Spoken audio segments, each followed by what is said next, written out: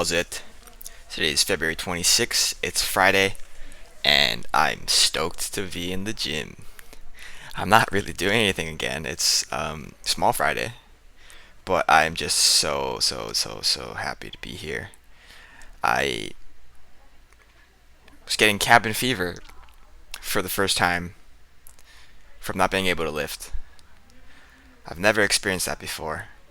Um, Honestly, never. I think I talked to Steve earlier today, and I pointed out to him that I actually haven't had like a real break from lifting in 5 or 6 years or something like that. A break as in lowering the intensity and having some amount of days off. But I am just like, I have this new tattoo that I'm really stoked about it. Super happy with how it came out, but it was painful. And it's basically taken me out of lifting for as long as it has. I haven't been able to do anything really taxing in the last 2 weeks, and it might even be a little bit longer than that. But here's today's work was just 5 sets of 10 for the overhead squat. I kept it at 60 just as last week. 5 sets of 5 for the front squat. I was gonna do 90 for what I did last week, but I asked my boy Audie over there in the back. I asked him to choose a number between 1 and 2, and he chose 2, which in my head that's how I make decisions when I don't really care. That basically meant that I assigned 90 to 1 and then 100 to 2, and I'm just like, okay, like I'll do it. There's no problem. I'm actually super glad that I did end up doing it, because they were really easy, and my upper back hasn't felt strong or pain free in such a long time. And today, for most of it, it was completely fine.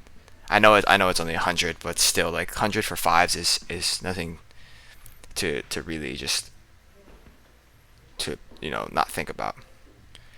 Today's workout was powered by Kool-Aid Jammers strawberry kiwi flavor. Also brought to you by Audie, big boy Audie, big body Audie, and yeah, lots of PRs were hit by the girl crew today. Super happy for them. Super happy that I could just be able to witness some of that. And yeah, here's my last set. It's just again 60 overhead squat, 5 sets of 10. Nothing super challenging. I was trying my best to keep my hips loaded and keep the bar even, but also at the same time push as fast as I could.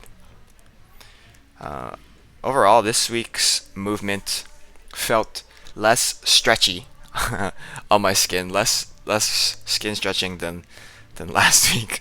Here's Amanda. I don't think she knows that I film every set, but I don't really care. If I'm gonna do anything, I'm just gonna wait until she moves, or I just will continue to move through. I feel like that's an area that I've grown through a lot in the last year. So here's my first set of 100. I was doing my best to sort of reset at the top every time. Maybe that is a key to keep my upper back a little bit more engaged, so that I'm no longer having that. I think it's kyphosis, which is the thoracic lumbar, when it is concave forward. So I'm doing my best to not do that. And then what I realized actually after watching those first 2 sets was that my hips kind of scoot under, and then I end up changing the position of my back angle. So I tried my best to fix that for the next 3 sets, and I think it was a little bit better.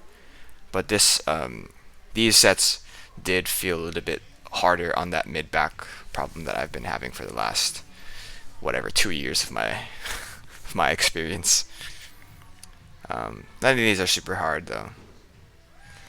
After that, I moved into my touchdown squats. 2 sets of 20. Audie actually hits a 120 clean. I think this is the one where he makes it, but he misses the jerk here, which this is a PR for him, so super cool to have that on my video. Um, I was about to turn around, but I realized, oh, I have a couple reps left. So then, yeah. But yeah, that's funny. After that, I did some single leg Romanian deadlifts to sort of get the hip hinge working for my posterior chain. Steve was saying that of anything that we should do for the time off is more hip hinging, so back extensions and RDL type stuff.